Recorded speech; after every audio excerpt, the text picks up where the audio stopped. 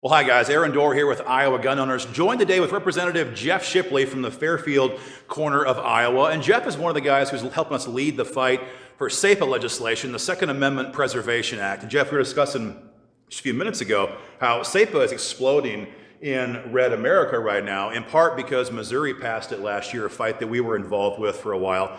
And in part because people are scared that we can stop Joe Biden, at least we have so far, with his congressional gun control agenda, but he has executive actions and orders that are coming at us very quickly. SAPA's getting very popular very fast. Absolutely. I say the number one thing I hear from constituents these days is, what are you going to do to protect me from Joe Biden? We have a lot of problems in America right now. Thankfully, because there's so many smart men and women like you watching, we know that our answers are found in the U.S. Constitution. The Second Amendment, chief among that. And now when we see raw, naked, authoritarian power coming from the federal government on all sorts of issues, now is the time for us to really acknowledge, support, and defend our Second Amendment right, because it's who we are as Americans. Yeah, this is Iowa. This isn't this. We don't want to live like they live in Washington, D.C. If we want to live like that, we would move there. Right. This is Iowa.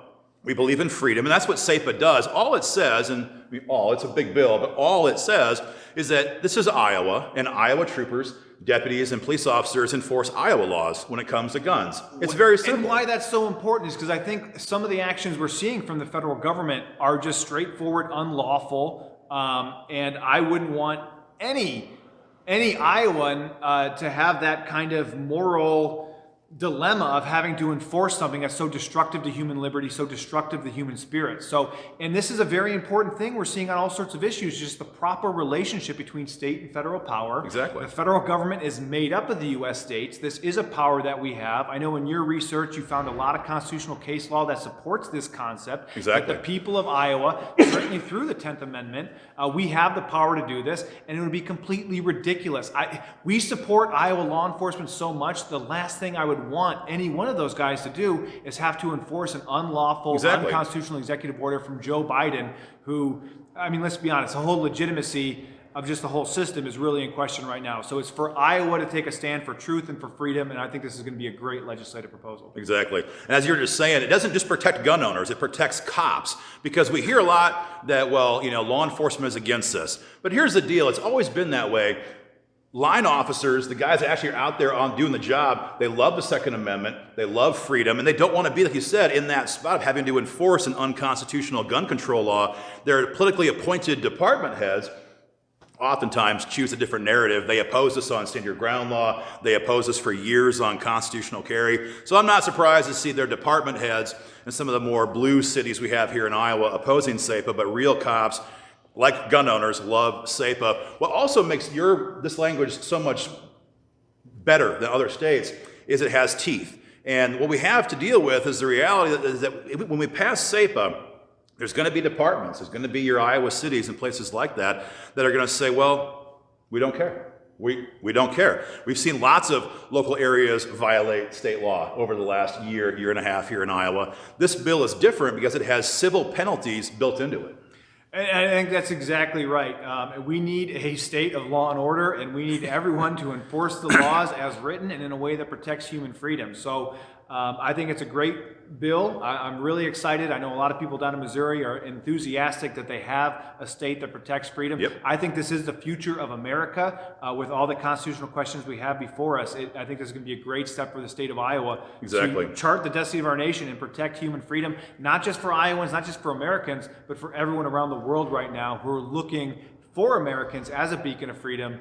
And not just on guns. Right. And that's the whole beauty of the 10th Amendment when it applies to SAPA. It protects gun owners, but the idea that the states are sovereign entities, they have the right to do what they want to do as elected by the people to do what's best for their citizens. It doesn't just apply to guns, it applies to all kinds of things. This is a fundamental, freedom issue that if we get it done here in Iowa this session, it will not only protect gun owners, it will protect our state from all kinds of federal overreach. Well, exactly. So for the lesson in civics and government and constitutional law, I mean, my vision is we get this bill done this year, and then hopefully next year we're teaching all our students in high school the importance of this constitutional framework of protecting liberty, because this isn't just for protecting gun owners. This is the essence of who we are as Americans and our system of government and checks and balances.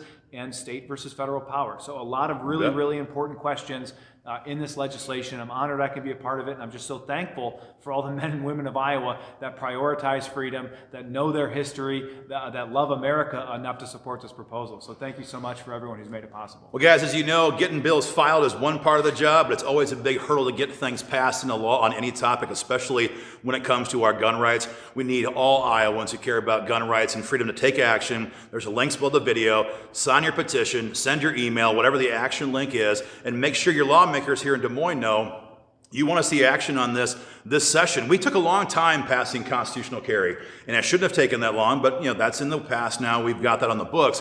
We don't have years when it comes to SAPA. We have a deranged tyrant in the White House right now who has executive orders already drafted that are set to become effective as early as February, as in a month from now, or less than a month from now. So it's time to take action. Hit the link. Send your emails, talk to your lawmakers and say, well, action on this right now, and make your voice heard. It's incredibly urgent, because for every moment that the state of Iowa doesn't take action, because this is what we need people standing up to tyranny, and for every moment that we don't stand up to tyrants, that emboldens them to move forward to their agenda. So we need to draw our line in the sand, put our foot down right now, and that's what it's going to take to protect our freedom. All right, guys, take action. More to come. Take care. Thanks, everyone.